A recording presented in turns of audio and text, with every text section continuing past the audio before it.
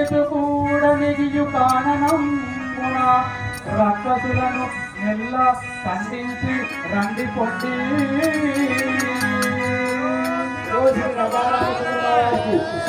రామలక్ష్మణ ఇప్పుడే ఆహా ఈ విశ్వామిత్ర వెంట వెళ్ళి వీరి యాగము రక్షణము చేసి జయప్రదలై రండి.